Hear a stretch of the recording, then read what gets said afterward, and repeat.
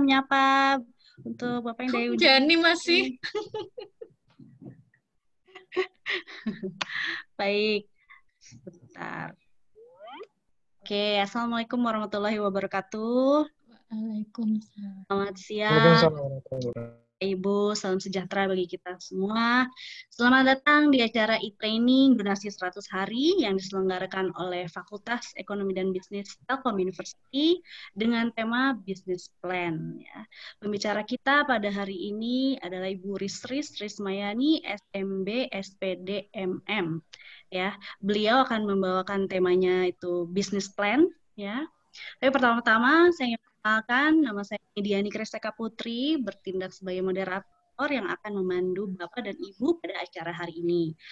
Baik, acara kita akan mulai dengan pembukaan materi tentunya ya yang akan dibawakan oleh pembicara kita Ibu Risris selama kurang lebih 30 menit ya. Kemudian akan diikuti oleh sesi tanya jawab atau diskusi ya, begitu kami biasa menyebutnya selama kurang lebih 30 menit.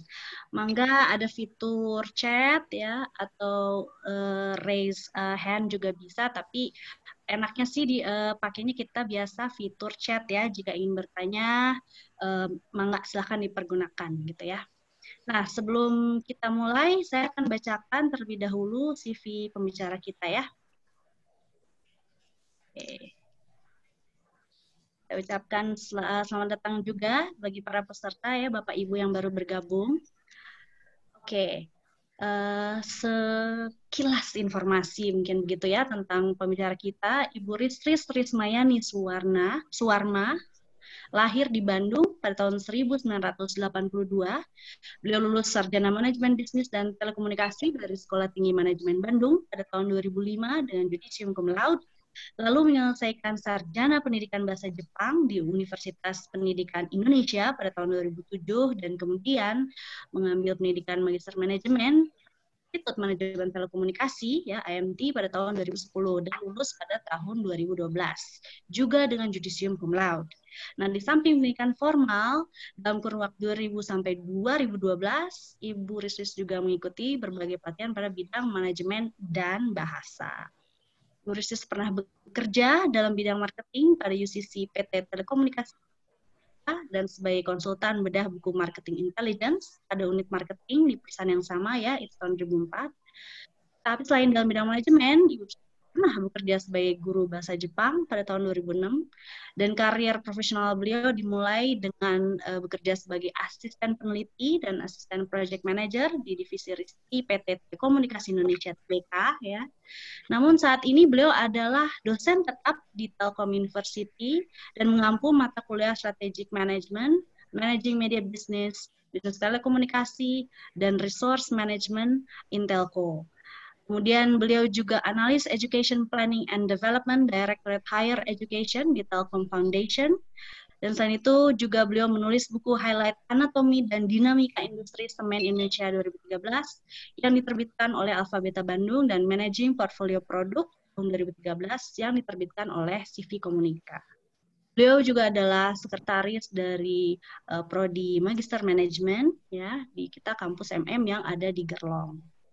Baik, saya pikir kalau saya bacakan semuanya tidak akan sempat ya, kita baru selesai begitu ya kalau kita bacakan semua pencapaian beliau. Oleh karena itu kita ini sesinya santai saja ya Ibu Risris, mangga materinya silakan dibawakan. Bisa minta waktu sebentar ya, ini saya cek dulu koneksinya, takutnya boleh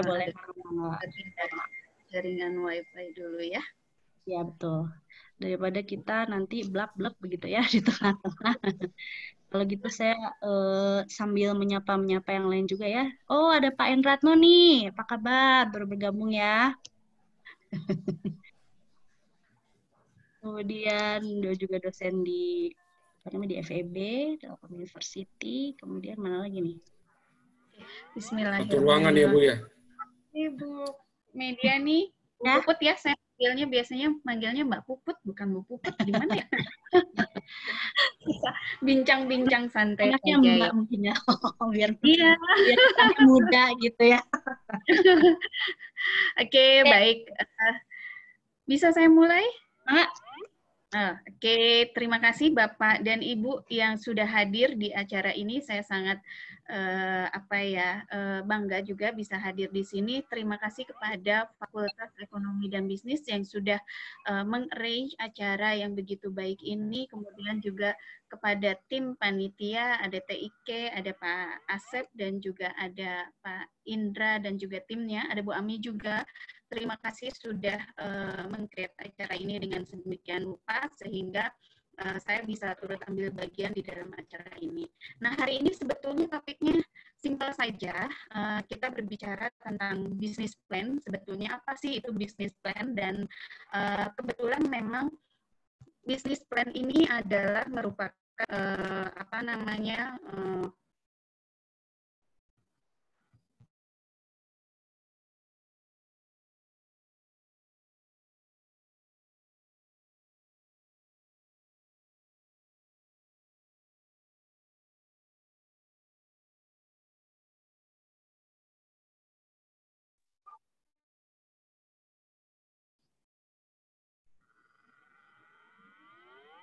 mohon maaf sekali ya, Bapak dan Ibu, ada gangguan barusan dari sinyalnya.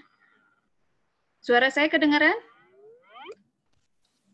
Halo? Ya, masih kedengaran, Bu. Terdengar. Kalau nggak kedengeran ya punten. Nah, berbicara tentang bisnis plan, sebetulnya saya sudah menulis buku bisnis plan pada tahun 2015, kebetulan sebagai penulis kedua. Penulis pertamanya adalah almarhum Dr. Insinyur Yudi Pramudiana, MMMT, dan juga saya menulis bersama dengan satu rekan saya juga, yaitu Ibu Fitri Rahmawati, SOS MM. Nah, sedikit cerita sebetulnya ini foto bersama kami setelah memang menyelesaikan buku. Ini kenangan terakhir bersama almarhum dan kebetulan juga pada tahun yang sama 2015 itu berakhir pekerjaan saya juga, tugas saya di YPT sudah selesai. Jadi ketika masih di YPT itu alhamdulillah saya masih bisa menyelesaikan buku ini secara bersama-sama. Nah, sebetulnya juga ketika menyusun buku ini saya bertanya, Pak, untuk apa saya menyusun buku ini? Karena memang dulu belum ada visi ke depan bahwa memang saya akan ditugaskan untuk mengajar entrepreneurship juga atau proyek kewirausahaan. Tetapi beliau selalu bilang bahwa kita membuat buku itu artinya kita bisa men-share ilmu atau amal jariah untuk orang lain juga. Nah, alhamdulillah ya, mudah-mudahan sih buku ini bisa dipakai untuk yang lain dan kita bahas secara sederhana sebetulnya apa itu bisa. Nah, kalau di sini kalau kita melihat cover dari buku ini itu judulnya adalah bisnis plan dan juga bagaimana memulai dan menjalankan bisnis baru. Biasanya memang bisnis plan ini banyak dicari ketika orang-orang ingin membuat sebuah bisnis yang baru, karena memang apakah yang harus dilakukan sebetulnya. Nah, ketika kita membuat satu bisnis plan, sebetulnya apa sih yang biasanya ada di dalam bisnis plan tersebut? Apa yang biasanya harus kita tuangkan di dalam sebuah bisnis plan tersebut? Di sini memang di buku ini dijelaskan bagaimana kita menciptakan atau mencari ide untuk bisnis yang baru, terus kemudian juga jangan lupa yang ada di dalam yang ada di dalam sebuah bisnis plan adalah kita harus memiliki model bisnis yang jelas dulu ketika kita akan menjalankan sebuah bisnis. Terus kemudian tidak cukup dari itu, kemudian kita lanjut ke dalam manajemen operasi. Kenapa manajemen operasi? Karena memang ketika day-to-day operation dari bisnis itu sendiri, kita harus punya rencana manajemen operasi yang baik. Terus kemudian juga tidak lupa kita juga harus memikirkan aspek dari pemasaran dan pelayanan. Kemudian untuk selanjutnya strategi bersaing dan juga proyeksi keuangan. Nah, sebetulnya di sini ada notes dari di buku ini di belakang sebetulnya bagaimana memulai rencana bisnis untuk para wirausahaan baru. Jadi buku ini sebetulnya dapat dijadikan pedoman praktis bagaimana kita bisa menyusun rencana bisnis. Kemudian buku ini sebetulnya pendekatannya dibuat secara sederhana dan mudah dipahami, praktikal, karena apa? Di bagian belakang buku ini juga ada lampiran contoh dari bisnis plan yang memang kita sajikan untuk bisa menjadi gambaran. Gimana sih sebetulnya saya harus membuat bisnis plan? Apa yang harus saya tuangkan pertama kali? Bagaimana komposisi poin-poin yang harus ada di dalam sebuah bisnis plan tersebut, gitu ya. Kemudian kita lanjut. Nah, sebetulnya di sini kalau kita lihat di buku ini di bagian kata pengantar, saya mempersiapkan materi ini tadi malam, terus kemudian saya buka lagi bukunya, saya lihat di bagian kata pengantar, ini buku ditulis tahun 2015. Tetapi di sini memang kita sudah punya data, salah satu persoalan di dalam membangun ekonomi Indonesia adalah kurangnya jumlah wirausahaan atau entrepreneurship. Berapa sih sebetulnya angka ideal wirausahaan, jumlah entrepreneur ideal di dalam satu negara itu? Sebetulnya idealnya adalah mendekati angka 10%, tetapi pada tahun 2015 angkanya masih jauh di bawah 2%.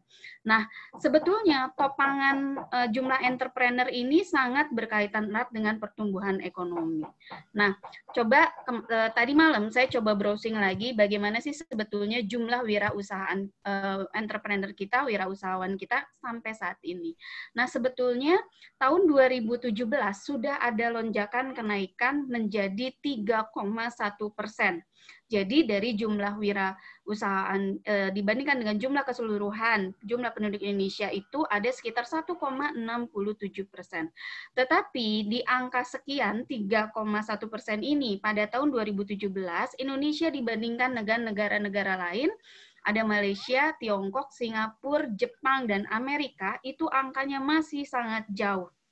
Ya, jadi Indonesia di tahun 2017 ternyata masih kekurangan jumlah entrepreneur atau wirausaha. Nah, kemudian kita lihat lagi untuk di tahun 2019. Di sini sebetulnya saya browsing tetapi masih mengacu angka yang di tahun 2017. Nah, 2019 ini ada survei yang memang dilakukan oleh IDN Times. Di sini menyebutkan bahwa sebetulnya milenial itu dia punya ketertarikan ingin menjadi entrepreneur itu mayoritas, banyak ya. Tahun 2019. Nah, tahun 2020 kita di tahun 2017 aja angkanya masih 3,1% jumlah entrepreneur di Indonesia. Nah, di tahun 2030 pemerintah sudah mencanangkan bahwa tahun 2030 jumlah entrepreneur di Indonesia itu harus mencapai target 4%. Dan ini adalah sebuah pekerjaan bersama, artinya memang ada satu statement di artikel tersebut, ini adalah sesuatu yang tidak mudah untuk dicapai. Nah, tetapi sebetulnya dengan target ini semua sudah mengarah ke bagaimana kita meningkatkan jumlah entrepreneur di Indonesia, termasuk juga kita dari sisi akademisi kita sudah membuat strategi plan ke depannya untuk Telkom University sendiri ingin menjadi entrepreneurial dan research and university. Ini sebetulnya untuk menopang dari target yang ditetapkan oleh pemerintah itu sendiri. Nah, ketika kita berbicara, kenapa sih sebetulnya apa pentingnya peranan wirausaha itu terhadap pertumbuhan ekonomi nasional. Nah, sebetulnya dengan banyaknya jumlah entrepreneur di Indonesia, itu akan membantu pemerintah untuk meningkatkan laju pertumbuhan ekonomi Indonesia karena satu, bisa menciptakan lapangan pekerjaan yang baru. Yang kedua, juga bisa meningkatkan pendapatan nasional. Nah, yang ketiga, itu akan bisa menciptakan nilai tambah barang dan jasa. Jadi, dengan munculnya kreativitas-kreativitas baru dari para entrepreneur baru, itu akan menambah nilai barang atau produk yang memang ada di pasaran. Nah, kemudian juga diharapkan dengan adanya terciptanya lapangan pekerjaan baru, terus kemudian juga peningkatan pendapatan dari masing-masing individu juga mendrive peningkatan pendapatan nasional, diharapkan adalah bisa mengurangi kesenjangan ekonomi dan sosial. Artinya ada pemerataan ekonomi juga di situ. Nah, akhirnya ketika kita sudah bisa mengurangi kesenjangan ekonomi dan sosial, juga ada pemerataan ekonomi. Sebetulnya momen yang diidam-idamkan yang paling diinginkan oleh pemerintah juga oleh masyarakat Indonesia adalah terciptanya masyarakat adil dan makmur. Mungkin itu ya. Jadi kenapa sih sebetulnya jumlah wirausaha ini perlu ditingkatkan, dan mudah-mudahan sih sebetulnya jauh ya, melebihi dari target 4% ini. Apalagi sebetulnya alhamdulillah sekali di Fakultas Ekonomi dan Bisnis kita sudah punya sub KK sendiri khusus untuk entrepreneurship.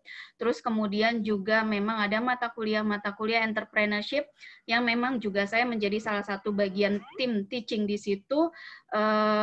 Itu sudah sesuai sekali bagaimana untuk mendorong mahasiswa ini tidak hanya dibekali dengan bagaimana dia bisa menjadi karyawan atau terserap di industri yang ada, tetapi juga kita bisa membekali mahasiswa supaya tidak menjadi seorang pengangguran, tetapi dia bisa membuka usaha sendiri. Nah, sebetulnya sangat luar biasa sekali kita di FEB ini ada 2 mata kuliah, ada entrepreneurship 1 dan entrepreneurship 2. Mungkin istilahnya proyek kewirausahaan ya, Bu Puput ya. Proyek kewirausahaan itu memang sudah mengcombine bagaimana proyek kewirausahaan 1 itu kita push mahasiswa supaya bisa membuat bisnis plan yang baik. Itu sebetulnya materinya ada di proyek kewirausahaan 1. Sampai dengan, kalau nggak salah, sampai dengan tes pasar. Nah, nanti di proyek kewirausahaan 2 itu merupakan praktekal. Bagaimana mereka ketika sudah menghasilkan suatu produk, mereka mengimplementasikan bisnis plan yang sudah dibuat. Jadi mudah-mudahan dari Fakultas Ekonomi dan Bisnis ini, dari tim teachingnya juga, ada koordinatornya juga, Ibu Sisca Eka, sudah meramu dengan baik sekali. Kita memberikan pelajaran, dan ini menjadi salah satu bentuk kita memang ikut turun berpartisipasi aktif terhadap program pemerintah untuk mencapai jumlah entrepreneur sehingga bisa mencapai 4% di tahun 2030. Nah, kemudian kalau kita berbicara tentang bisnis plan, saya ulang kembali, apa sih sebetulnya yang harus kita tuangkan? Bisnis plan itu adalah sebuah rencana bisnis. Nah, di dalam sebuah rencana bisnis, poin-poinnya ada apa saja sih? Yang pertama adalah memang satu idenya, terus kemudian model bisnis. Nah, di awal sebetulnya sebelum kita melangkah lebih jauh, sebaiknya kita memang meng-create satu model bisnis. Apakah model bisnis kita ini sudah fix, sudah oke, atau belum? Nah, baru kemudian selanjutnya masuk ke dalam manajemen operasi, karena untuk startup yang baru itu perlu dipertimbangkan. Manajemen operasi, ketika kita meng-create satu produk, atau kita membuat satu jasa, seperti apa alurnya, flow-nya seperti apa, supaya produk dan jasa tersebut bisa sampai ke konsumen. Nah, kemudian setelah itu fix, produk juga oke, kita bisa langsung masuk ke dalam pemasaran dan pelayanan. Ketika kita menyampaikan, mendeliver produk atau jasa ke konsumen, itu bagaimana supaya konsumen itu puas dan juga bisa melakukan pembelian berulang. Terus kemudian, kita harus memasukkan di situ elemen dari strategi bersaing. Kenapa? Karena pada dasarnya ketika ada startup, kita nggak mau kalau startup itu tumbuh, muncul, tetapi kemudian setelah 1 tahun atau misalnya setelah 6 bulan, dia tenggelam di pasar. Nah, banyak yang memang mungkin dari sisi UMKM yang sering juga bertanya, saya sudah produksi produk loh, tetapi ternyata produk saya tidak laku. Nah, permasalahannya ada di mana gitu? Apakah karena memang saya tidak membuat bisnis plan? Ketika kita punya rencana bisnis, itu akan kita prediksi ke depan. Kenapa perlu strategi bersaing? Pada dasarnya adalah ketika kita membuat bisnis plan, itu range waktunya adalah 3 tahun. Kenapa sih 3 tahun? Karena memang kita harus mengukur dari sisi studi kelayakan bisnisnya, berapa, balik modalnya kapan, pada periode waktu yang mana balik modalnya. Kenapa 3 tahun? Karena biasanya di era waktu 3 tahun diharapkan BP itu sebelum 3 tahun. Yang paling baik itu adalah di bawah angka 2,5 tahun, itu sudah oke. Nah, kembali lagi kenapa harus ada strategi bersaing? Karena kita nggak mau masuk ke pasar itu cuman masuk 1 bulan atau sampai 6 bulan, setelah itu turun. Justru dengan kita merinci menjelaskan di dalam bisnis plan strategi bersaing, berarti kita bisa bertahan hingga 3 tahun atau bahkan 5 tahun, lebih dari 3 tahun. Itu yang diharapkan. Dan biasanya investor juga melihat di dalam bisnis plan tersebut. Biasanya investor nggak lihat banyak-banyak sih, cuman lihat BEP-nya kapan, terus kemudian berapa nilai berapa profit yang diperkirakan, diproyeksikan akan diterima. Itu sebetulnya. Nah, yang tidak kalah penting ketika tadi saya sudah singgung, ketika kita membuat satu bisnis plan, biasanya investor itu hanya melihat 2 poin tersebut. Nah, itu masuk ke dalam prediksi keuangan. Jadi, kalau kita berbicara bisnis plan, itu kita berbicara operasional, kita berbicara praktek, bagaimana kita real menjalankan bisnis itu sampai dalam jangka waktu 3 tahun. Ya, jadi dimulai dulu dari yang sederhana model bisnis, kemudian kita rinci dengan poin-poin yang lain. Nah, kemudian kembali lagi kepada esensi, sebetulnya apa dan mengapa harus membuat sebuah bisnis plan, apalagi terutama untuk bisnis yang baru. Apakah kita perlu itu? Oke, kita lihat dulu ya. Oke, kenapa kita perlu membuat sebuah bisnis plan? Nah, ini sebetulnya saya adaptasi dari penelitian yang memang dilakukan oleh Hazima pada tahun 2012. Di sini adalah supaya yang pertama adalah ketika kita punya rencana bisnis, berarti kita paham bisnis yang akan kita jalankan. Nah, yang kedua adalah poin yang selalu ditanyakan ketika orang kebingungan untuk membuat satu bisnis plan. Kenapa kamu mau membuat bisnis plan? Kenapa Bapak atau Ibu mau membuat bisnis plan? Iya, karena saya mau mengajukan pendanaan ke pihak ketiga. Ya, simpelnya seperti itu. Pihak ketiga ketika kita ingin mengajukan pendanaan atau istilahnya meminjam uang atau bagaimana supaya pihak ketiga mau berinvestasi di bisnis baru kita, biasanya dia meminta bisnis plan-nya. Oke, mana bisnis plan-nya? Karena dengan melihat bisnis plan, investor tersebut memiliki pertimbangan. Apakah bisnisnya itu akan running minimal dalam jangka waktu 3 tahun, terus kemudian apakah memang pebisnis ini sudah memperhitungkan kapan proyeksi keuntungan yang diperoleh, terus kemudian kapan break even point-nya itu modal investasi itu akan kembali. Nah, itu akan memberikan jaminan garansi bagi si investor. Gitu. Terus kemudian juga selain kepada investor pendanaan, tetapi proposal ini juga, bisnis plan ini juga bisa kita ajukan, bisa kita berikan kepada mitra strategis. Mitra strategis itu bisa dari mulai dari supplier, mulai dari pihak-pihak yang memang terkait dengan bisnis kita. Nah, nanti mungkin akan lebih jelas siapa sih sebetulnya pihak-pihak yang terkait dengan bisnis kita. Kita akan bahas lebih jauh nanti di model bisnis. Nah, kemudian bisnis plan juga bisa menjadi bagian penjelasan kepada pemasok dan pelanggan. Yang terakhir adalah dengan kita memiliki bisnis plan yang baik, yang proper, kita bisa menarik venture kapitalis untuk membantu jalannya bisnis kita. Terus kemudian kegunaan atau manfaat dari bisnis plan sebetulnya untuk apa? Untuk kita pribadi, untuk yang menjalankan bisnis tersebut, atau baik pihak-pihak lain yang tadi sebelumnya saya sudah sebutkan, itu bisa mengetahui apa yang harus diperlukan. Mulai dari menyediakan operasional, terus kemudian dari sisi pemasarannya, dari sisi pengembangan usaha ketika kita memang meng-create strategi ke depannya seperti apa. Terus kemudian supaya kita tahu sasarannya apa ketika kita membuat bisnis plan. Di dalam bisnis plan sebetulnya secara teknikal ketika kita menghitung keuangan, itu juga kita harus sudah mengukur target market kita berapa, nanti di situ harus sudah terukur berapa asumsinya. Nah, ini akan membuat kita fokus. Berapa sih targetnya? Karena ketika kita sudah mengetahui target pasar atau target pelanggan, itu akan dirinci di bagian keuangannya nanti, bahwa per bulannya targetnya kita akan mencapai penjualan berapa, revenue berapa. Itu akan memberikan satu fokus. Jadi sebetulnya ketika membuat bisnis plan, itu sebetulnya ketika bisnis plan sudah jadi, kita sudah tinggal lari untuk menjalankan bisnis tersebut. Karena di dalam bisnis plan itu sudah rinci apa saja yang harus kita lakukan.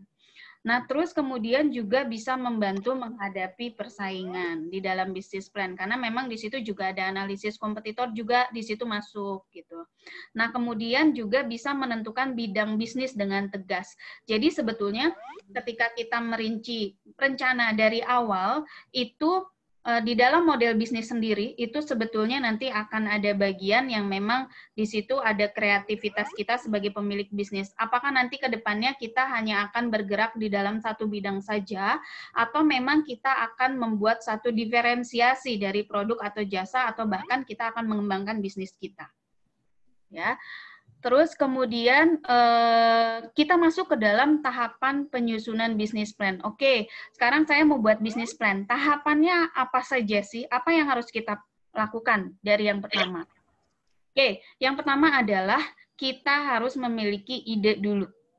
Nah, ide itu adalah sesuatu yang ada di dalam pikiran. Oke, kita mau bisnis apa nih awalnya? Oke, kalau misalnya sudah ada ide bisnis tersebut, baru ide bisnis tersebut bisa dijabarkan. Oke, contohnya saya mau buka online shop sepatu.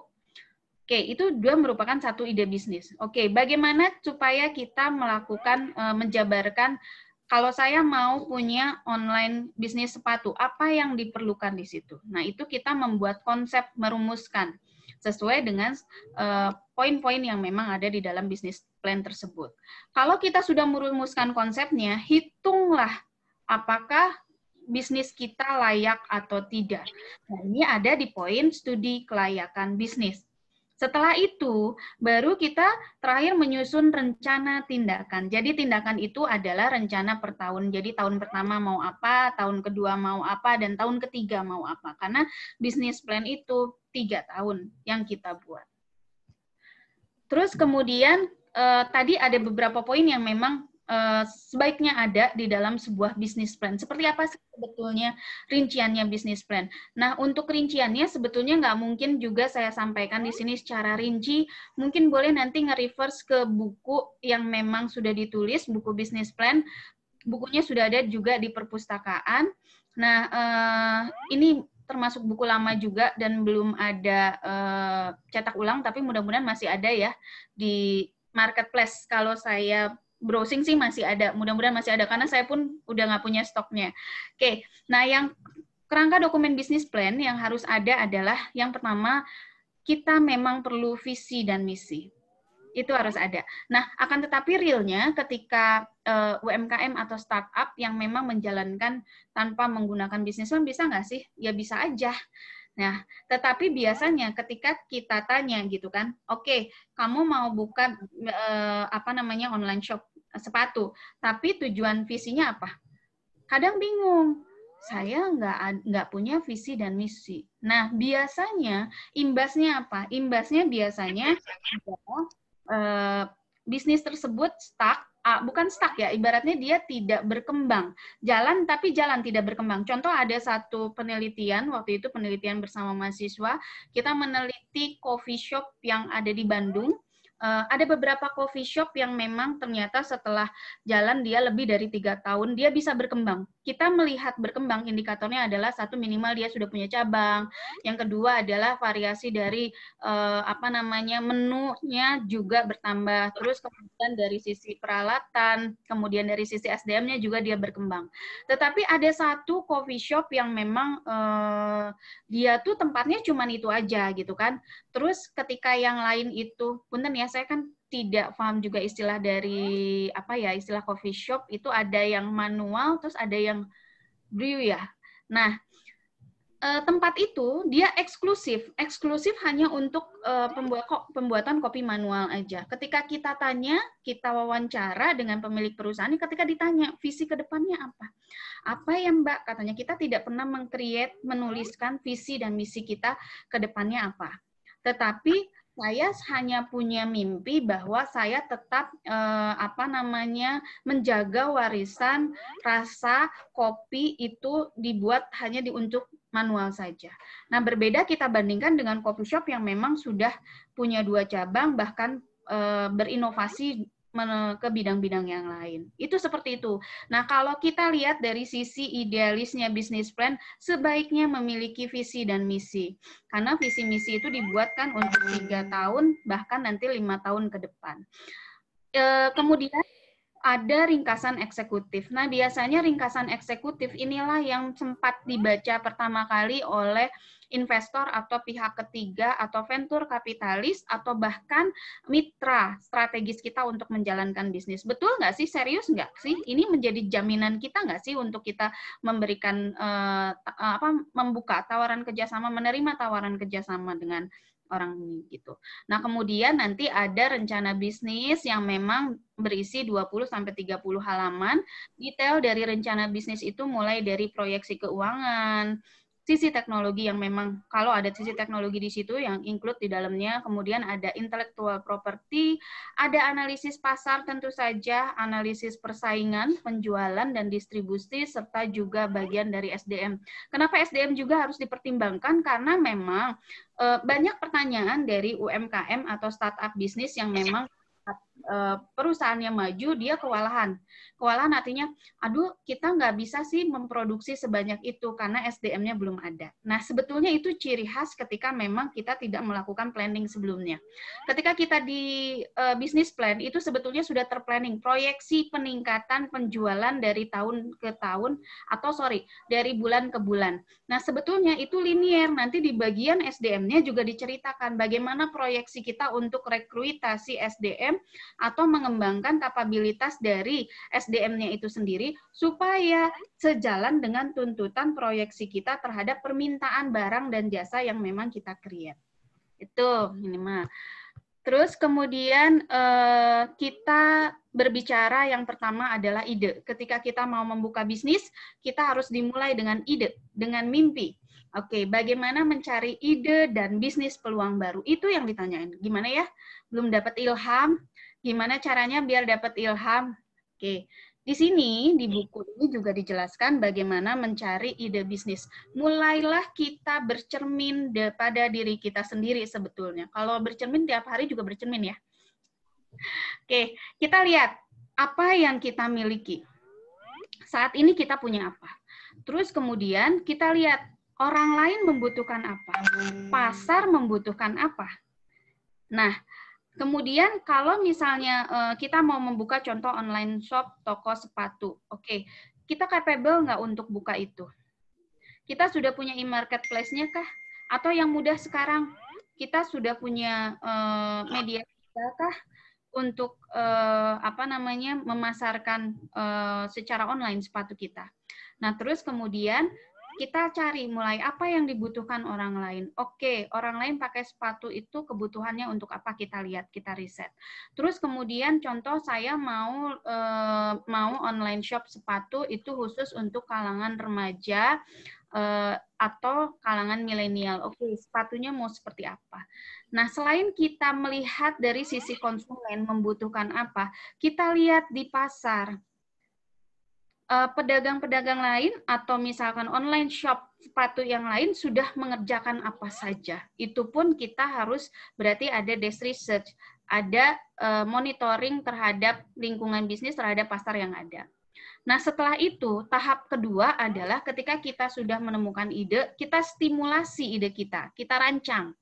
Oke, caranya merancang adalah kita melakukan observasi juga, mengamati orang, mengamati tempat, membaca publikasi, dan juga melihat tren. Trennya seperti apa sekarang gitu. Nah, yang terakhir adalah setelah kita menstimulasi ide, kita menyeleksi ide. Bagaimana cara menyeleksi ide? Dari online shop yang ada tipenya seperti apa, lebih banyak pakai apa. Contoh misalnya apakah pakai e-commerce, ataukah pakai website sendiri, ataukah pakai Instagram sendiri, ataukah pakai media sosial sendiri, kita lihat seperti apa. Nah, kemudian dari online shop yang ada, kita lihat biasanya karakteristiknya seperti apa. Nah, sebaiknya ketika kita mau memulai yang sama, kita mulai dengan melakukan diferensiasi. Kita mulai dengan sesuatu yang berbeda dari pasar. Apapun itu, kita buat berbeda. Terus kemudian kita adaptasikan dan kemudian kita kembangkan ide tersebut. Yang selanjutnya adalah tadi kita berbicara setelah kita punya ide, ayo kita buat model bisnis dulu. Kenapa sih perlu ada model bisnis? Karena di dalam model bisnis ini ada beberapa, sebelum kita masuk ke situ, kita lihat dulu, sebetulnya strategi sama model bisnis sama apa enggak? Nah, di buku ini sebetulnya dijelaskan, saya ngambil juga dari, merujuk referensi dari Thomson, itu kita melihat bahwa ada perbedaan antara strategi dan model bisnis. Tetapi ada kaitan antara strategi dan model bisnis. Jadi di sini Thomson menyebutkan bahwa strategi itu berhubungan dengan inisiatif perusahaan dalam membangun daya saing bisnisnya. Jadi inisiatif perusahaan untuk membesarkan perusahaan supaya bisa bersaing dengan kompetitor, supaya bisa tetap sustain di market, itu namanya strategi.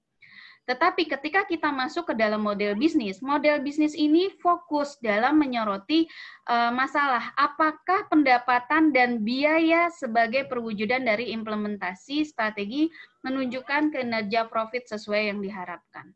Jadi kalau bisnis model itu merupakan tindakan lanjutan dari strategi yang sudah ditetapkan.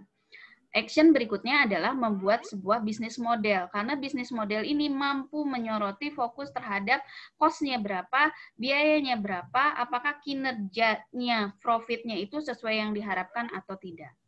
Nah, sekarang kita masuk ke dalam kanvas bisnis model. Terkadang ketika kita di perkuliahan juga, ketika kita menggembleng mahasiswa untuk mengikuti perkuliahan proyek kewirausahaan, yang paling kita soroti apakah memang bisnis model kanvasnya ini sudah fix atau belum. Nah, penjelasan tentang bisnis model kanvas ini banyak sekali ya, dan di sini saya mencoba dari yang sederhana dulu. Sebetulnya ada berapa bagian sih di dalam bisnis model kanvas gitu kan? Nah, di sini ada 4 bagian besar, dan ini memang kita adaptasi dari Osterwalder tahun 2010 ya. Mulai dari sebetulnya dikeluarkan tahun 2004. Ada 4 bagian besar. Yang pertama adalah infrastruktur, yang kedua adalah finansial, yang ketiga ada pelanggan, dan yang terakhir adalah offer. Tetapi kalau kita melihat satu bisnis model, titik awal kita sebetulnya ada di mana sih? Ketika senternya, ketika kita memulai, blok mana sih yang harusnya kita buat dulu? Berkaitan dengan ide tadi yang kita cari, kemudian kita stimulasikan, tadi ide ya, idenya itu, kita mulai bagaimana kita mencari sumber idenya, kemudian menstimulasi ide dan juga menyeleksi ide. Yang terakhir, tahapan terakhir itu ada diferensiasi, adaptasi, dan juga development. Sebetulnya ketika kita sudah sampai ke tahap ini, diferensiasi, adaptasi, dan development, berarti ketika kita mau memulai meng-create bisnis model, kita mulai dari value proposition sebagai center dari bisnis model tersebut.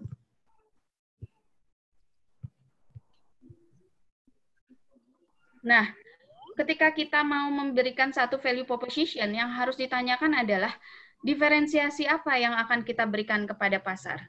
Diferensiasi apa yang akan kita berikan kepada pelanggan atau user atau calon konsumen kita? Produk apa yang akan berbeda dibandingkan dengan yang lainnya? Itu ada di dalam value proposition. Nah, setelah kita tahu value proposition kita apa, berarti kita langsung kaitkan dengan blok berikutnya, yaitu segmen pelanggan. Oke, value proposition kita biasanya idealis kan, value proposition-nya pengen A, B, C, D gitu. Tetapi kadangkala ada yang tidak match dengan ketika kita punya segmen pelanggan. Kita sebetulnya bisa melihat dulu, kita punya value proposition seperti ini, cocoknya untuk segmen pelanggan yang mana. Ya, nanti setelah kita tahu segmen pelanggannya seperti apa, itu akan ada timbal balik ya, supaya balance, supaya linear antara value proposition dan juga segmen pelanggan yang dituju. Karena kalau dari case-nya project-project mahasiswa, biasanya ada yang nggak match juga di antara segmen pelanggan dan juga value proposition-nya. Gitu. Padahal ketika kita membuat satu value proposition itu kita bisa pertimbangkan sesuai nggak dengan profile dari pelanggan yang ingin kita tuju. Nah terus kemudian kita berbicara kita sudah tahu pelanggannya, berarti yang harus difikirkan kemudian adalah bagaimana produk atau jasa tersebut sampai kepada pelanggan. Berarti itu kita berbicara tentang saluran distribusi. Ketika produk sudah sampai ke pelanggan, berarti akan ada sumber aliran masuk uang yang masuk ke dalam bisnis kita.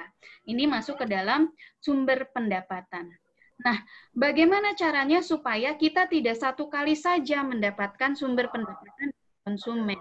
Berarti kita harus berpikir bagaimana kita meng-create, memanage hubungan dengan pelanggan. Supaya tetap ada lagi aliran uang yang masuk ke dalam bisnis kita. Nah, setelah itu kita beralih ke dalam infrastruktur. Ketika kita mau menyampaikan produk dan jasa, atau kita harus meng-create produk dan jasanya dulu. Berarti kita beralih ke dalam blok infrastruktur. Oke, yang berbeda ketika kita hanya menurunkan ide ke model bisnis adalah kita lihat dulu aktivitas utamanya dulu. Ketika kita mau membuat satu produk atau jasa, key activity-nya apa dulu? Key activity ini akan berimbas kepada blok yang lainnya, yaitu mitra utama, sumber daya, dan aktivitas utamanya apa? Saya selalu menekankan apakah kadang bingung, Bu, kalau aktivitas ini masuk enggak ya ke aktivitas utama? Kembalikan kalau dengan adanya aktivitas tersebut, dengan tidak adanya aktivitas tersebut, produknya bisa jadi atau tidak? Cross-check pertanyaannya seperti itu. Produknya bisa jadi atau tidak? Kadang itu menjadi support activities, bukan aktivitas utama. Ya, jadi yang jelas di aktivitas utama adalah aktivitas ketika kita meng-create produk dan jasa. Nah, baru dari situ kita lihat sumber daya yang dibutuhkan untuk mensupport aktivitas utama dan juga mitra utama itu apa. Nanti kita tulis di situ di blok tersebut. Nah, dari blok infrastruktur ini kita bisa meresume cost biaya itu muncul dari aktivitas yang mana saja. Nah, tetapi Bu bisa nggak sih sebetulnya dari blok pelanggan ini dia memunculkan cost? Bisa. Ketika memang ada kegiatan yang memang muncul cost-nya di situ, nanti masuk di struktur biaya. Nah, kenapa bisnis model ini memang terlihat sederhana, tetapi ini adalah salah satu langkah step awal ketika kita sudah punya ide. Ini untuk untuk menstimulasi atau misalnya untuk memvalidasi apakah betul nanti ketika saya sudah punya konsep bisnis seperti ini, berapa cost yang dibutuhkan, bukan berapa ya, komponen cost mana saja yang muncul, terus kemudian sumber pendapatan kita bisa dari mana saja. Nah, biasanya kalau kita di kelas itu ke mahasiswa sering di-challenge. Oke, kamu punya sumber pendapatan bukan hanya dari menjual saja, cari lagi. Apalagi kemungkinan kita bisa mendapatkan pendapatan. Oke, bukan hanya menjual retail, tapi bisa jadi menjual ke bisnis to bisnis. Atau bisa jadi, misalkan saya punya platform website, saya punya platform e-marketplace gitu. Ada lagi kejar sumber pendapatannya seperti apa. Kita bisa bikin ada mitra di situ masuk, terus kemudian juga bisa ada iklan di situ masuk. Itu juga merupakan sumber pendapatan. Inilah yang sebetulnya menjadi nyawa di awal ketika kita maju nggak ya ketika kita mau jalan bisnis. Ininya dulu deh, supaya kita tahu komponen yang harus disiapkan apa aja. Komponen utama yang harus disiapkan. Tuh. Terus kemudian sebetulnya rincian abis ini di buku tuh rinci banget dan bisa dilihat, tetapi untuk di forum ini saya menyoroti lagi ada entry, kompetitif, dan exit strategi. Kenapa? Karena memang kita membuat rencana bisnis plan itu 3 tahun. Artinya 3 tahun itu bisnis tersebut diharapkan tetap sustain. Bahkan diharapkan lebih dari 3 tahun tetap sustain. Berarti perbedaan antara di rincian sekarang perbedaan antara studi kelayakan bisnis dan bisnis plan apa sih? Yang paling menonjol perbedaan antara keduanya adalah kalau studi kelayakan bisnis ini hanya berupa proyeksi keuangan saja. Apakah kita akan mendapatkan keuntungan atau tidak. Tetapi ketika kita sudah masuk ke dalam rencana bisnis plan atau rencana bisnis, ada di situ komponen strategi dan manajemen operasi masuk di situ. Dan itu sudah menjadi rinci sekali. Nah, karena kita maunya bisnis startup yang kita sudah rencanakan ini tetap sustain di market, berarti kita harus masukin di situ input, entry, kompetitif, dan exit strategi. Baik, kita bahas di sini ada entry, kompetitif, dan exit strategi. Kalau entry strategi berarti adalah bagaimana strategi kita masuk ke pasar, bagaimana strategi kita memulai bisnis ini. Ini namanya entry strategi. Nah, nanti di kompetitif strategi, setelah kita berhasil masuk ke pasar, berarti kita harus berjuang bagaimana kita bersaing dengan pasar, dengan kompetitor yang lain. Berarti di situ harus masuk kompetitif strateginya seperti apa. Dan yang terakhir adalah tetap di situ ada exit strategi. Kenapa? Karena mungkin idealnya adalah setiap bisnis itu pengennya ada terus, tapi kita lihat bahwa seorang founder dari sebuah bisnis, jiwa entrepreneurnya itu pasti ada. Mungkin saja pada saat ketika dia sudah memiliki 50 karyawan, ketika pendapatannya sudah mulai stagnan, di situ dia ada bosan. Atau misalkan ada yang memang dari awal visi misinya adalah saya hanya menciptakan startup. Tetapi ketika startup ini sudah tumbuh, saya mau kasih ke orang lain lagi aja. Karena challenge saya adalah di membuat startup. Ada yang seperti itu. Makanya di rencana bisnis kita harus siapkan sampai dengan exit strategi. Nah, di sini sebetulnya kita berbicara tentang keunggulan kompetitif. Ketika kita berbicara strategi, bagaimana output-nya adalah bagaimana kita bisa menciptakan keunggulan kompetitif. Sebetulnya banyak banget ya orang sering berbicara competitive advantage atau keunggulan kompetitif. Sebetulnya itu apa sih? Bagaimana cara kita membangunnya? Nah, sebetulnya di sini ada diadaptasi dari Porter tahun 1985 dan juga dari David 2019 menyebutkan bahwa distinctive kompetensi atau kompetensi khusus itu adalah bisa create dari kita memiliki sumber daya atau resource dan juga kapabilitas yang berbeda dari kompetitor kita. Jadi ketika kita menyebutkan bahwa kita unggul dibandingkan yang lain, berarti kita nggak berkaca sama diri kita sendiri. Tetapi kalau berkaca sama diri kita sendiri, narsis ya. Nah, tetapi ketika kita menyebutkan bahwa kita unggul, kita compare dengan yang lain. Nah, kita compare dengan yang lain, dengan kompetitor terdekat atau head-to-head kompetitor, posisi kita di satu persatu. Bahwa memang apakah sumber daya kita itu lebih unggul dibandingkan kompetitor. Terus kemudian juga... Sebentar 5 menit lagi ya mengingatkan. Oke, siap. Bu Mediani, makasih. Oke, nah nanti dari kompetensi khusus itu akan menciptakan keunggulan biaya atau diferensiasi. Jadi diharapkan ketika kita sudah punya keunggulan, justru kita bisa menekan cost dan juga bisa melakukan diferensiasi dibandingkan yang lain. Nah, dengan adanya keunggulan biaya atau diferensiasi, maka inilah yang menjadi value dari bisnis kita. Nah, sebetulnya ini ada beberapa bahasan juga. Nanti mungkin bisa kita bahas dari ketika sesi tanya jawab supaya lebih enak ya. Mungkin presentasi dari saya cukup sekian, Bu Puput. Terima kasih. Oke, terima kasih banyak Bu Risris. Tadi menarik sekali ya pemaparannya gitu. Sebenarnya saya sendiri juga banyak pertanyaan. Tapi kita kasih dulu tentunya sama para peserta ya. Ini udah banyak loh, udah 7. Tapi nanti kalau yang ada 1-2 mirip-mirip saya gabungkan, tidak apa ya.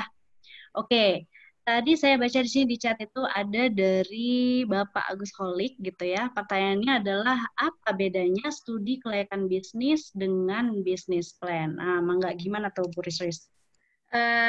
Terima kasih Pak Agus Holik ya. Salam kenal Pak. Saya coba bantu jawab dan dari tadi juga saya sudah sampaikan statement. Mungkin nanti materinya juga ini bisa di-share ya tim panitia sama peserta. Tadi saya jelaskan bahwa apa bedanya studi kelayakan bisnis dan juga rencana bisnis.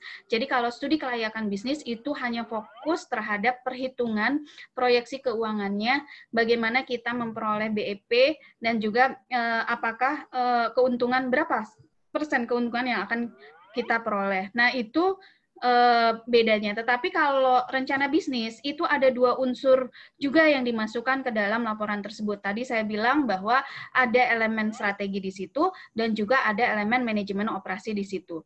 Nah, studi kelayakan bisnis merupakan bagian dari rencana bisnis. Jadi rencana bisnis itu lebih rinci. Jadi kalau misalnya kita sudah membuat rencana itu sampai rinci banget, sampai misalnya kalau kita mau pengadaan bahan baku atau misalnya peralatan infrastruktur yang harus kita sediakan, di situ sudah sangat rinci sekali. Sama itu include di studi kelayakan bisnis, tetapi di dalam studi kelayakan bisnis itu menjadi komponen-komponen yang akan menjadi ukuran dari sisi keuangan finansialnya. Untung enggak, selama 3 tahun BEP-nya kembali di tahun keberapa, itu. Nah, tetapi di dalam rencana bisnis, di sini kita ada bidang manajemen lain yang memang harus masuk di situ, mulai dari pemasaran, mulai dari operasional, dan juga strategi ada di situ. Jadi, kalau misalnya di buku ini, di buku bisnis plan, nanti bisa dilihat di daftar pustakanya, itu ada komponen-komponen dari bisnis plan, dan di situ masuk di dalamnya studi kelayakan bisnis. Jadi studi kelayakan bisnis merupakan bagian dari rencana bisnis atau bisnis plan itu sendiri ya, Pak Agus. Mungkin dari yang lain ada yang mau bisa menambahkan, saya tuh rada gimana gitu, karena di sini tuh kan banyak banget ya dosen-dosen saya dulu, kebetulan karena memang saya alumni juga, baik dari S1 maupun S2, ini sedikit grogi gitu ya, berasa di sidang gitu, takut salah ngomong gitu, dosennya udah tahu gitu kan, tahu ngomong apa gitu. Masih berasa mahasiswa soalnya gitu. Berasa di ospek terus ya. Iya, jadi dari tadi aduh takut salah gitu ya. Jadi punten ya kalau misalnya mau nambahin dari dosen-dosen senior, ada yang lebih paham dari sisi keuangan, mangga. Kita sharing ya. Ya, bagaimana Pak Agus tadi? Ya, sedikit aja. Kalau FS itu kan ujung-ujungnya visible sama tidak visible ya. Oke, kalau bisnis plan ya mungkin ada benarnya juga, cuman tidak hanya dari faktor perhitungan aspek finansial saja, tapi juga ada aspek-aspek yang lain, aspek legalitas dan sebagainya. Memang part of business plan saya setuju juga sih sama Mbak Riris ya. Makasih jawabannya. Ya. Mantap kok. Waduh, ini kayaknya lebih senior untuk Pak. Punten ya kalau ada salah-salah ya. Oke, baik. Terima kasih Bapak Agus. Kita beralih ke pertanyaan berikutnya. Ini dari mahasiswa nih, menarik nih. Oke, dari saya lihat ini Mbak Angela ya. Oke, Assalamualaikum Bu. Jadi ini mahasiswa akuntansi Telkom 2019. Oke, baru di semester 2 dan akan ke semester 3 sudah mempraktekkan sistem dropship ya, untungnya agak kecil. Jadi ingin coba terjun langsung ke lingkungan bisnis. Dia dan temannya sudah planning untuk buka suatu toko kecil-kecilan di bidang fashion ya, karena menurut mereka itu tidak ada putusnya. Tapi karena mereka baru terjun ya gitu, dan mereka berpikir ini perlu nggak sebetulnya modal yang besar. Nah, jadi gimana tuh masukannya, butuh saran dan masukannya dari Ibu Risris gitu. Oke, dari Mbak Angela ya. Oke, sebetulnya ketika kita bertanya, kita perlu nggak sih modal yang besar gitu. Nah, kembali lagi, Mbak Angela ini sebetulnya ketika praktek ya, udah mau praktek bisnisnya ya, Bu Puput ya? Ya. Udah mau praktek bisnisnya, berarti saya kembalikan lagi, saya tanya lagi, udah buat bisnis modelnya belum? Nah, karena ketika kita membuat satu bisnis model, di situ kan tadi ada komponennya, ada key activities gitu kan. Key activities itu adalah segala sesuatu proses produksi barang atau jasa sampai tersebut dihasilkan gitu. Nah, kalau kita berbicara modal, yang utama adalah memang modal untuk key activities dulu. Artinya proses produksi barang dan jasa itu terselenggara atau tidak. Nah, besar kecilnya modal berarti dikembalikan adalah rinciannya apa saja sih ketika kita mau memulai bisnis fashion ya. Nah, yang perlu diklarifikasi mungkin Bu Puput, ini model bisnis seperti apa? Apakah memang memproduksi sendiri dari awal, dari raw material, dari kain, gitu, dari desain itu sendiri, atau memang hanya reseller, menjual kembali produk fashionnya? Nah, menjual kembali sih, reseller gitu.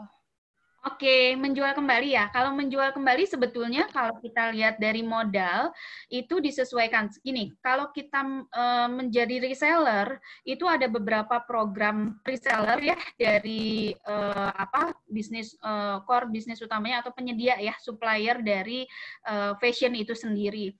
Satu, ketika kita berbicara modal gitu ya, terutama untuk yang key activities berarti ketika kita memesan barang tersebut supaya ready gitu. Tapi sekarang itu trennya adalah biasanya sebetulnya kalau reseller kita tidak perlu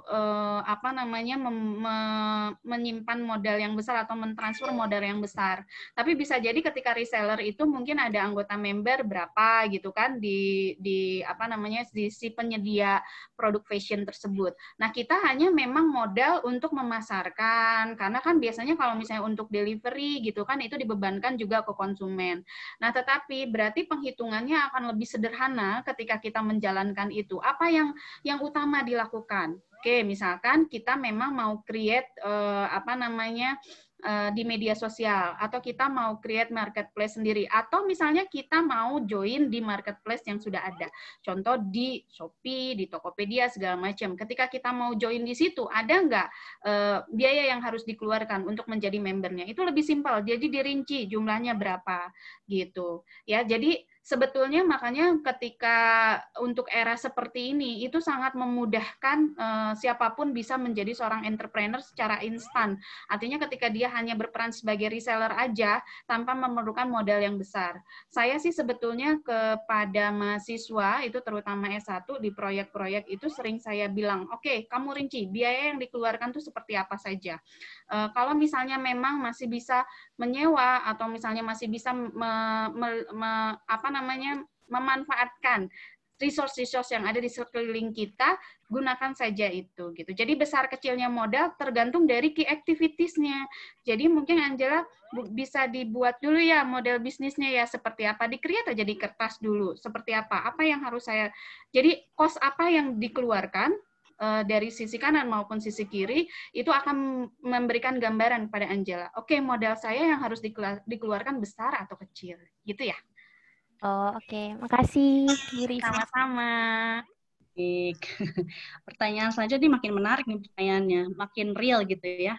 Pertanyaan selanjutnya dari Bapak Abibawa Tegar Kusuma ya. Di era pandemi COVID seperti ini, sebetulnya kita perlu investasi nggak sih? Sekarang kan kita lebih prioritasnya itu ya cash gitu ya untuk kepentingan jangka pendek gitu ya. Tapi daya beli masyarakat kan sekarang sedang anjlok gitu ya di pandemi ini, ada banyak orang kehilangan pekerjaannya gitu. Jadi kalau perlu nih yang mana kalaupun perlu gitu ya. Jadi kan tadi perlu nggak kita berinvestasi. Nah, kalau perlu investasi yang tepat tuh yang mana? Yang real atau portofolionya gitu ya. Juga menyambung dengan pertanyaan tambahan dari Bapak Agus Holik tadi ya, bahwa bisnis plan mana yang lebih tepat pasca COVID-19 gitu. Silakan Bu Risris. Oke, saya izin meng-cross-check kembali ya. Ketika kita berbicara investasi, kita perlu investasi, maksudnya investasi bagaimana nih? Kita sebagai investor mengeluarkan investasi, atau kita sebagai pebisnis menyetor investasi kita pribadi di bisnis, ini gimana ya maksudnya, Bu Puput? Bentar, barangkali nanti sama adminnya Bapak Abibawa bisa di-unmute. Ntar saya juga lagi nyari di mana nih yang nanya. Ya. Mangga, mana? Atau Iya, karena ya bisa dua-duanya katanya Bu, ada di chatnya ya. oh iya, Pak Abibawa. Abibawa Tegar Kusuma. Oke, bisa dua-duanya. Nah, kalau di era pandemi ini sebetulnya saya juga monitor ya kondisi dari banyak juga teman-teman yang memang punya bisnis dan kita monitor bisnisnya. Kalau misalnya dari sisi investor, apakah dia perlu berinvestasi? Yang namanya investor, ketika dia posisinya sebagai investor, pasti visinya adalah saya memperoleh uang sebanyak-banyaknya. Cara saya memperoleh uang adalah dengan cara saya menginvestasikan modal saya terhadap bisnis-bisnis. Jadi di era pandemi ini, apakah investor itu perlu berinvestasi? Keinginan itu pasti ada, dan memang itu kan memang visi dan misi dia sebagai seorang investor. Nah, setiap hari kan orang juga perlu pemasukan. Itu dari sisi investor. Jadi pasti dia tetap mau berinvestasi. Tetapi permasalahannya adalah mungkin semakin selektif ketika dia memberikan investasi kepada startup, kepada bisnis-bisnis. Kenapa makin selektif? Karena memang ada kejadian di pandemi COVID ini. Gitu. Nah, kemudian kalau dari sisi pebisnis, dari sisi saya sebagai seorang pebisnis, apakah saya perlu berinvestasi terhadap bisnis saya? Nah, kembali lagi, bisnisnya mau sustain nggak? Bisnisnya mau sesuai rencana bisnis yang dijalankan nggak? Bisnisnya mau tetap mencapai visi dan misi nggak? Kalau memang iya sesuai rencana bisnisnya, investasi pasti perlu dijalankan di situ. Tetapi kembali lagi pertanyaannya yang akan muncul adalah kalau kita rugi gimana? Nah, pertanyaannya adalah kita lihat di strategi yang sudah kita susun. Bagaimana kompetitif strategi kita supaya sustain di situ? Ya, kalaupun misalkan tidak sustain, kita memilih ada satu lagi yang terakhir exit strategi, itu pun harus sudah dipertimbangkan secara masak-masak. Itu mungkin ya, Bu Puput ya. Oke. Ini kemudian kita bisa lanjut ke pertanyaan berikutnya ya. Kita ada pertanyaan dari Bapak Zaka Ugih Rizky ya. Nah, ini mungkin mahasiswa begitu ya, karena nanyain pitching. Nah, jadi katanya kalau pitching itu investor lebih tertarik ke bisnis plan yang kompleks gitu, yang ada metode-metode misalnya Monte Carlo gitu ya, buat proyeksi demand gitu misalnya, atau sebetulnya investor cuma suka ide bisnis, model bisnisnya saja, atau gimana tuh Bu Risris? Kalau saya, sebetulnya investor itu, tadi kan saya sudah bilang, investor itu sebetulnya hanya melihat di ringkasan eksekutif paragraf terakhir. Karena isinya biasanya paragraf terakhir itu isinya adalah akan break even point pada tahun keberapa, terus kemudian berapa total revenue yang mungkin akan dihasilkan. Investor itu sebetulnya pada saat awal akan membaca itu. Tetapi kan nggak mungkin baca itu doang gitu kan. Nah, dia akan mulai ke halaman-halaman berikutnya. Yang pasti di dalam rencana bisnis ini semakin detail, semakin baik. Karena itu semakin memberikan jaminan bahwa bisnis ini akan bisa running. Karena rencana itu sampai ke rencana day to day ya, day to day atau bahkan mingguan atau minimal itu sampai ke bulanan. Kalau sudah ada rencana di situ, itu menggambarkan bahwa kita sudah melakukan meng-create business plan yang baik gitu. Yang memang risetnya juga udah oke gitu. Ya, terutama kalau sudah ada tes pasar gitu ya. Iya, iya. Nah, kebetulan juga yang disampaikan di buku ini, contohnya itu memang bisnis plan yang kompleks. Jadi memang sampai ke penghitungan detail, terus bagaimana kita cara menganalisis pasar, bagaimana kita menentukan target market, itu bukan asal-asalan. Kadang ya Bu Puput, saya sering sampaikan juga ke mahasiswa ketika saya mau target marketnya adalah mahasiswa Universitas Telkom. Itu selalu saya kejar. Mahasiswa Universitas Telkom atau mahasiswa Fakultas Ekonomi dan Bisnis? Mahasiswa Fakultas Ekonomi dan Bisnis atau hanya angkatan kamu saja? Cari datanya, cari angkanya. Dengan kita mengeluarkan angka, itu menunjukkan bahwa semakin tinggi keyakinan investor bahwa kita menghitung dengan baik, bahwa kita melakukan riset dulu terlebih dahulu. Gitu. Jadi bukannya pakai statistik definite, Bu, tidak diketahui. Tidak diketahui populasinya berapa. Saya selalu bilang ke mahasiswa, saya nggak mau menerima data bahwa populasinya tidak diketahui. Kita pakai asumsi judgment gitu. pakai pendekatan yang paling masuk logika gitu. Nah, semakin rinci, hitungannya semakin keluar, dan juga ada data-data di situ sumbernya jelas gitu, ada angka itu berapa, sekian, itu sumbernya jelas. Contoh, ketika kita mau menghitung proyeksi inflasi atau tingkat suku bunga, itu pun kita harus mendapatkan sumber yang jelas gitu. Betul nggak nanti kenaikannya 3 tahun ke depan berapa tingkat suku bunganya? Kita mau pakai yang flat atau pakai yang fluktuatif? Itu pun akan kita pertimbangkan di situ. Ya, karena minimal ketika investor itu kan nggak mungkin dia nggak tahu hitungan keuangan ya. Kita lihat gitu, benar nggak ya kalau untuk bisnis ini lebih untung mana, pakai tingkat suku bunga yang flat atau tingkat suku bunga yang fluktuatif. Seperti itu, Bu Puput ya. Baik. Mudah-mudahan tadi menjawab pertanyaannya ya. Oke, nah kita lanjut ke pertanyaan Bu Wiwin Aminah. Jadi beliau bertanya, kalau meng-create ide, yang menciptakan ide itu, apa sih yang pertama dipikir itu produknya atau segmen pelanggannya dulu? Nah, gimana tuh Bu Risris? Oke, tadi saya sudah bilang ada beberapa 3 tahapan untuk menuangkan ide ya. Yang pertama adalah ketika kita memonitoring dulu, melihat mencari sumber ide. Bagaimana mencari sumber ide adalah kita berkaca pada diri kita sendiri. Kita punya apa saja, terus kemudian kita lihat dari sisi konsumen itu apa sih yang paling dibutuhkan oleh market saat ini. Nah, itu biasanya ada timbal balik. Ketika market misalkan perlu saat ini paling perlu kemarin masker, hand sanitizer gitu kan, terus ada APD gitu. Itu yang dibutuhkan pasar loh, sampai membooming gitu. Harganya sampai melonjak jauh ya, Bu. Nah, terus kemudian oke, itu sebetulnya menjadi sebuah ide, tetapi kita berkaca sama diri kita sendiri. Oke, kapabilitas kita apa? Kita bisanya bikin apa? Kemarin tuh mahasiswa-mahasiswa itu saya push juga, oke, kamu punya bisnis existing, tapi bisa nggak dibundling dengan apa yang happening sekarang muncul di pasar? Ketika ada masker, ketika ada hand sanitizer, oke, coba bundling produk kalian dengan produk itu. Kenapa? Itu menjadi attractiveness, artinya menarik minat para pembeli gitu kan. Tas laptop bundlingnya sama masker, warnanya sama. Terus misalnya yang jualan hijab, berarti bundling sama masker. Itu yang pertama. Kita melihat dari kebutuhan dari konsumen itu sendiri. Nah, setelah itu baru kita bisa mengkreatkan ide, masuk ke yang tahapan berikutnya, itu nanti ada stimulasi ide. Nah, yang terakhir itu menyusun atau menjabarkan ide, nanti mulai dari ketika kita sudah monitoring di pasar seperti apa, nanti kita bisa membuat sesuatu yang berbeda. Nah, sesuatu yang berbeda dari ide kita muncul ketika kita lihat, oh di pasar udah ada tuh masker gitu kan, udah banyak sih masker modelnya. Oke, kita mau lihat diferensiasinya dari mana, apakah dari bahan yang mau digunakan, atau misalkan ada juga nih penemuan inovatif ketika masker itu kan biasanya tertutup ya, tidak terlihat. Tetapi bagaimana dengan orang yang memang punten ada keterbatasan dan membaca menggunakan mulut, dia nggak bisa dong lihat bahasa isyarat gitu kan tanpa dibantu dengan gerakan-gerakan dari mulut itu sendiri. Nah, ada akhirnya diferensiasi, menciptakan masker transparan yang masih bisa dipakai. Begitu, Bu Wiwin ya.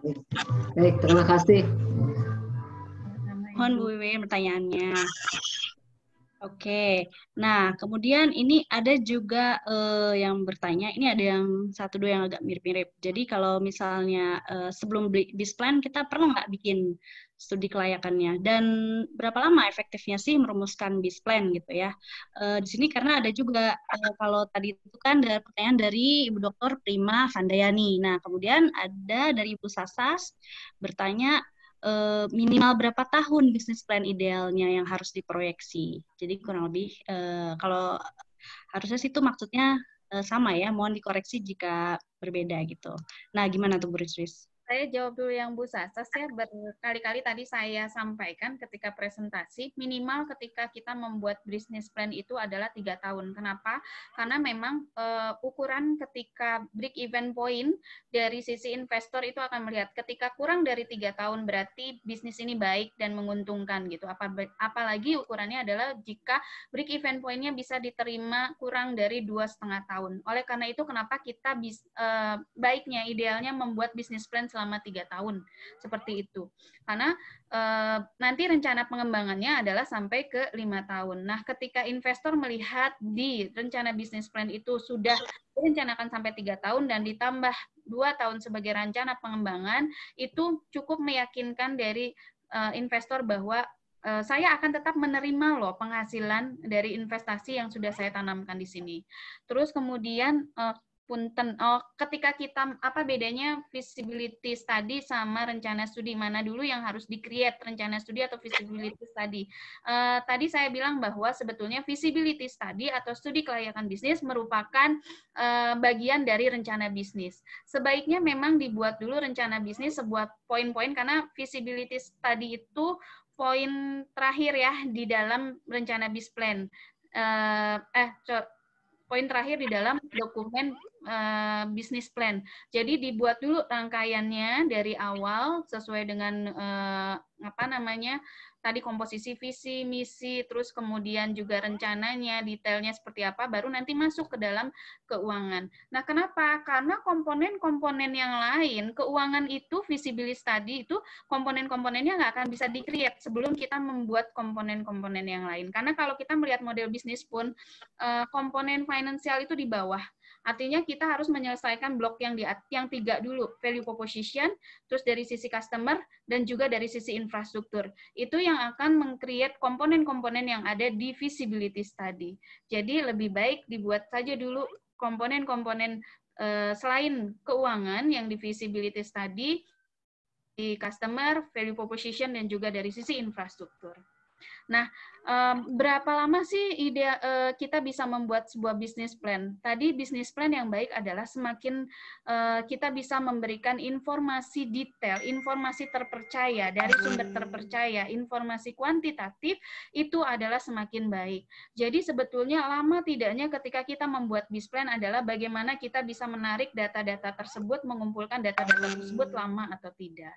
Gitu. Nah, biasanya sebetulnya bukan hambatan sih, namanya challenge ketika kita membuat bis plan, terutama untuk perusahaan baru yang sama sekali belum ada di pasar, biasanya kita kesulitan mencari data.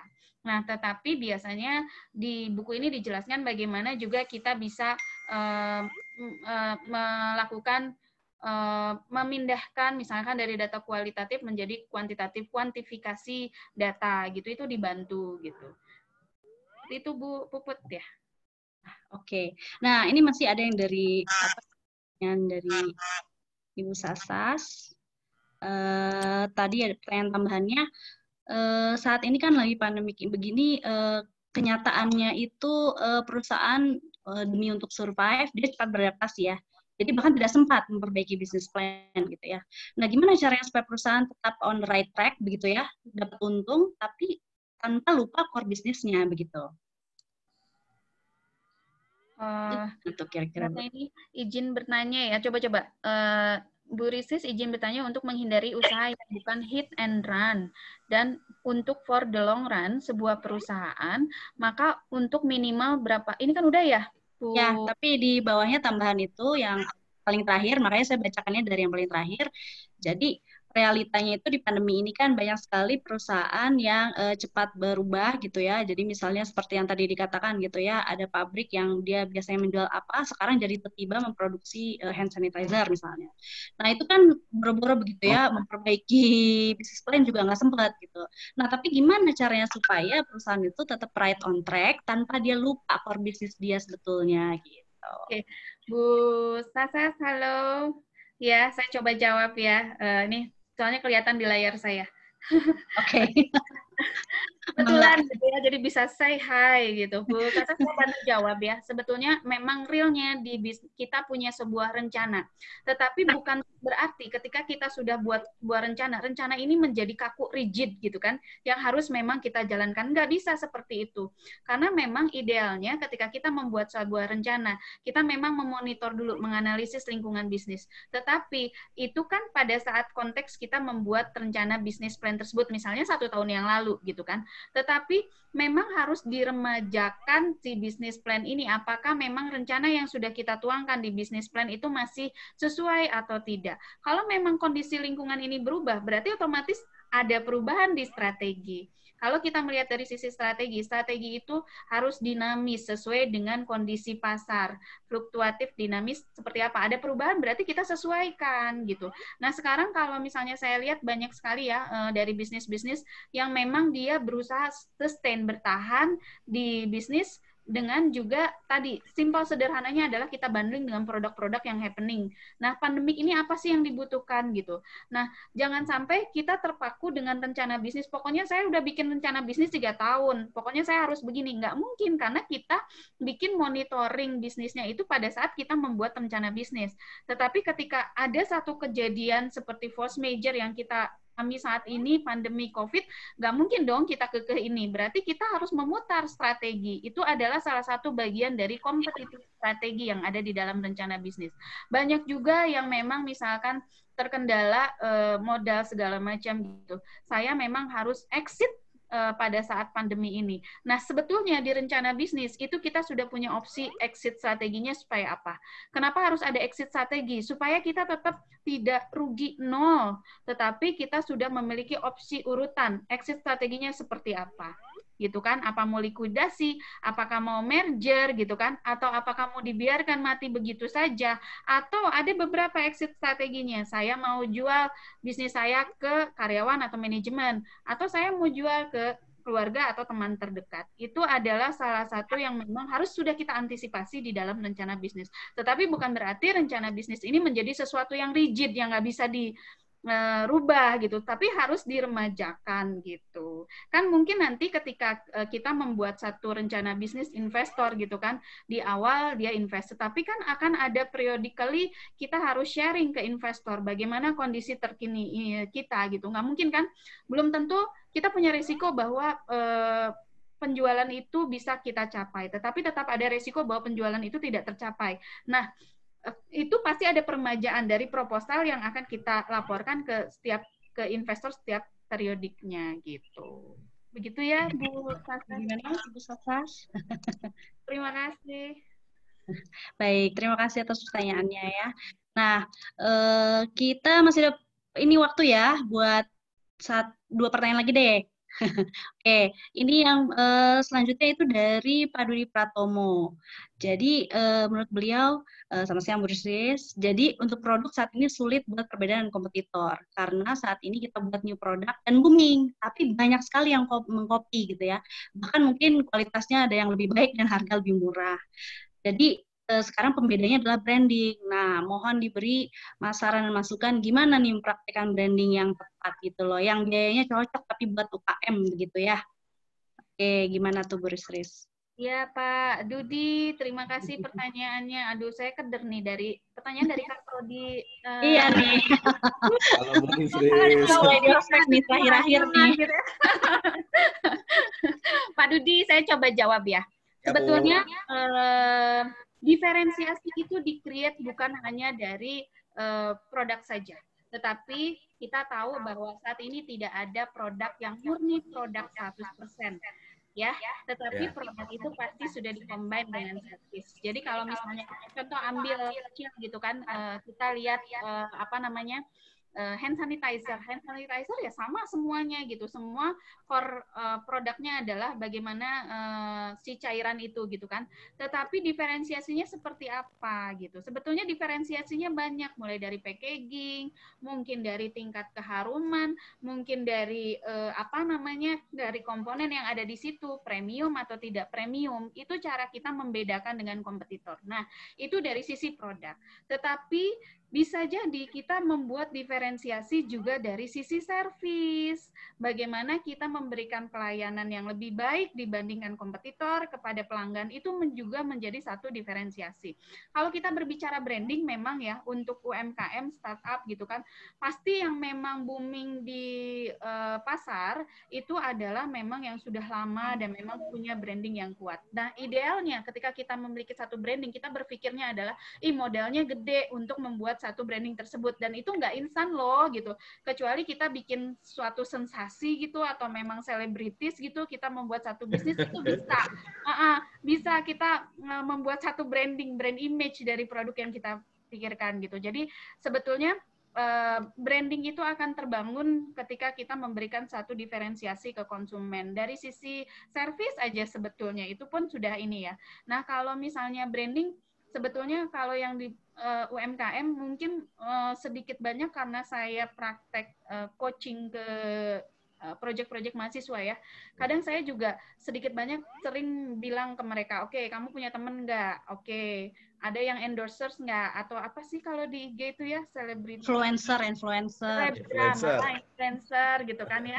Oke, nah mereka tuh suka bilang, Bu, saya ada temen baik nih, jadi saya kirim barangnya aja, mereka post di IG, bantu gitu. Nah, sekarang tuh banyak banget ya Pak Dudi ya, kalau saya lihat di IG gitu, banyak banget ya, alhamdulillah, selebriti-selebriti kita yang memang dengan sukarela mengendorse produk-produk dari UMKM gitu. Jadi ya kalau produk-produk startup ini untuk ke branding, ya kita itu pasti perlu proses gitu, tetapi buatlah diferensiasi dari sisi manapun gitu, baik dari, belum tentu kalau harga sama aja gitu kan, terus dari tampilan, packaging, atau mungkin dari servisnya.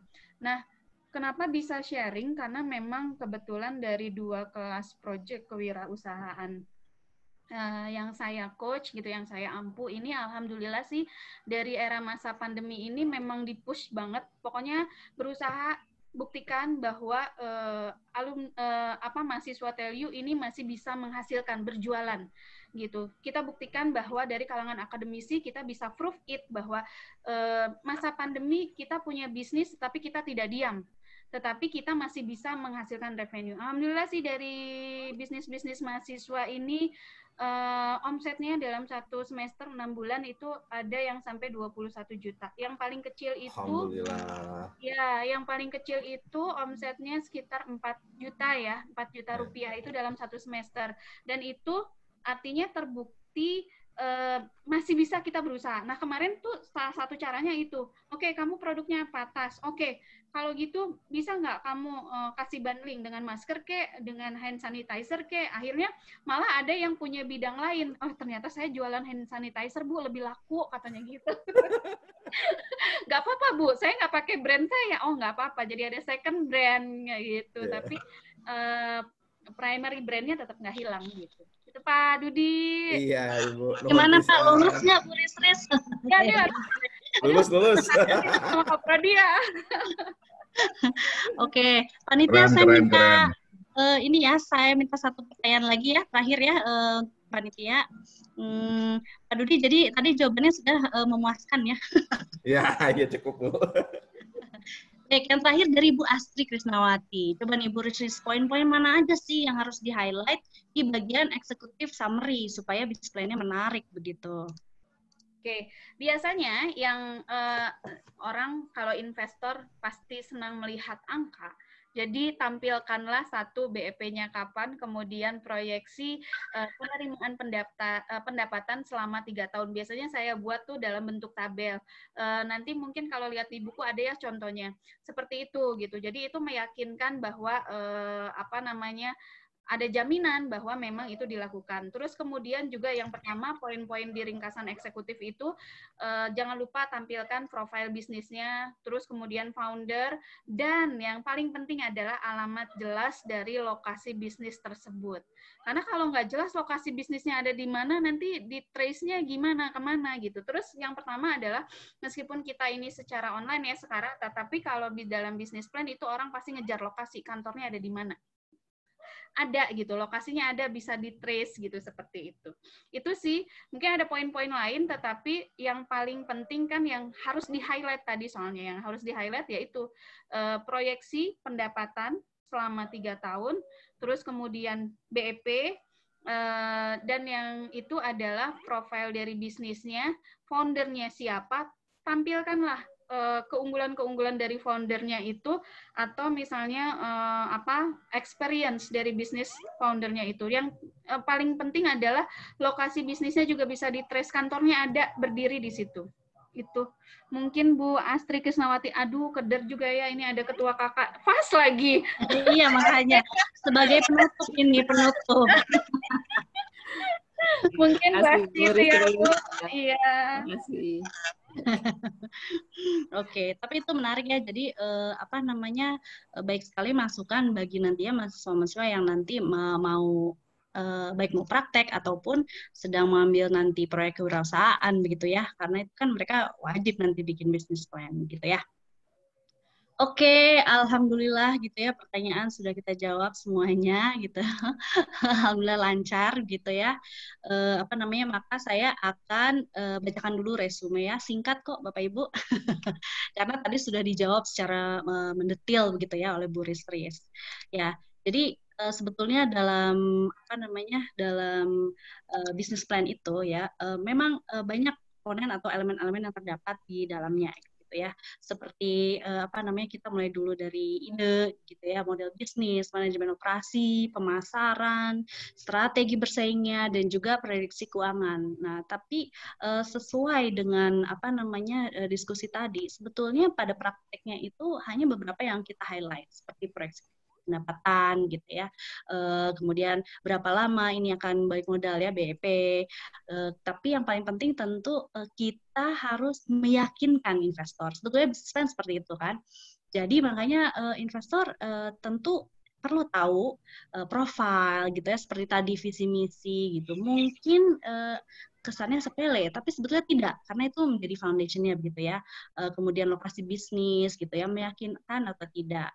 Nah, kemudian nanti akan investor akan berpikir biasanya tentang keunggulan kompetitif bisnisnya gitu ya. Jadi sebaiknya seperti yang disebutkan Bu Sis tadi haruslah ada suatu model bisnis gitu ya yang memang kita kembangkan gitu. Jadi dari situ kita bisa mulai gitu. Nah, bagaimana cara membuatnya? Sebetulnya template-nya banyak gitu ya, di internet pun kita bisa menemukannya. Tapi kita biasa memakai dari Osterwalder gitu ya, memakai bisnis model canvas seperti itu ya. Jadi ketika kita apa namanya mau proyeksi gitu ya di dalam bisnis plan cukup misalnya 3 tahun tadi ya seperti yang disebutkan oleh Bu Risris, namun tentunya sesuai dengan keadaan realnya tidak bisa kita membuat bisnis plan yang rigid begitu ya. Jadi kita harus fleksibel juga mengikuti kecepatan dari apa namanya bisnis ekonomi dan kondisi yang terjadi saat ini seperti itu. Baik, ada teman lagi barangkali Bu Risris? Sudah cukup, terima kasih Bu Mediani. Oke, saya ucapkan terima kasih kepada para panitia dan juga terima kasih yang terbesar-besarnya itu pada peserta yang sudah banyak berkontribusi begitu ya. Untuk sesi terakhir ini adalah sesi foto ya, jadi tolong videonya di-on-kan. Saya kasih 1 menit buat dandan sambil saya ngiklan. Nah, jadi ya Bapak Ibu, kita ini program 100 hari donasi ini masih ada loh ya. Jadi apa namanya ada kita kalau nggak salah di tanggal 4 Juni ya. Kita masih ada lagi program 100 e-training ini ya. E-training singkat lah sebetulnya bisa dibilang begitu. E-training dengan judul Finance for Non-Finance. Nah, menarik tuh, itu 4 Juni. Nah, di sini ada nih kayaknya saya lihat pembawa apa namanya pembicaranya itu, pembawa materinya itu adalah Bapak Dr. Hendratno. Nah, mana nih? Saya lihat masih picture profile aja nih, belum live ya videonya ya. Nah, beliau nanti akan bawakannya pukul 9.30 ya sampai 10.30. Itu menarik sekali ya. Mudah-mudahan Bapak Ibu bisa bergabung kembali ya. Kemudian di tanggal yang sama ya 4 Juni 2020 namun siangnya gitu ya jam 13.30 itu kita ada organizational culture. Nah, mana nih Budian? Oke. Kita ada ya. Terima kasih ya. Ini kita sesinya Bu Hendratno ya. Jadi nanti kalau Ibu Dian yang akan membawakan tema organizational culture begitu ya. Mana tadi Pak Hen masih belum live ya videonya. Oke, mudah-mudahan Bapak Ibu bisa bergabung ya di apa namanya 2 e-training singkat tersebut. Baik, untuk Pak Asep sudah bisa kita difoto begitu ya? Siap Bu. Kita total ada 3 page ya. Ya. Mungkin tampilannya berbeda dengan yang ada di Bapak Ibu. Jadi mohon kesediaannya nanti untuk 3 kali take. Sudah siap ya? Ya. Baik, kita mulai aja. Ya, mangga. Bersamanya siap. 1, 2, 3. Kita ulangi ya. Untuk page 1 kita ulangi. 1, 2, 3. Perlu pakai gaya nggak ini Pak Asep? Ah, boleh Bu. Boleh pakai gaya, boleh nggak? Ya Untuk bebas ya di sini. Kayak apa? Kayak bebas gitu ya. boleh gaya bebas, boleh gaya punggung, boleh. Gaya punggung. Untuk halaman 2 ya, halaman 2. Oke. Kita mulai 1, 2, 3. Ini masih Halaman 2. Sekali lagi 1, 2, 3. Oke, halaman terakhir nih. tanya masih malu-malu soal tanya. Halaman terakhir ya, Bapak. Ya, ini Oke. saya yang terakhir nih pakai gaya. 1, 2, 3. Sekali lagi. 2, 3. Iya, udah Bu. Nanti kita Oke, share ya. terima kasih semuanya. Terima kasih Ibu Risris. Ya. Boleh ikut iklan ya. Oh boleh, Nah, mangga. Untuk bapak-bapak dan ibu yang sudah bergabung di sini, jangan lupa nanti ikut lagi yang sesi tanggal 4 seru kita dari ada expert-expert dari Fakultas Ekonomi dan Bisnis ya. Ditunggu lagi ya Bapak dan Ibu supaya kita semakin dekat mengenal Telkom University. Iya, oke. Terima kasih. Bu Puput, atau nuhun Pak. Ya, terima kasih semuanya ya. Mohon maaf jika ada kesalahan kata-kata ya. Terima kasih semuanya. Terima kasih semua. Sampai ketemu ya 4 Juni. Jangan lupa. Terima kasih Bu. Izin lab Informasi ya. tambahan nanti sertifikatnya dikirim ke email masing-masing ya Bapak Ibu. Jadi nanti dicek aja inboxnya. Iya. Terima kasih Pak Asep. Terima kasih Bu. Terima kasih atas infonya Mas Asep ya. Oke. Eksis sekaligus moderator ya, undur diri. Moderatornya luar biasa. Assalamualaikum warahmatullahi wabarakatuh. Waalaikumsalam. Waalaikumsalam.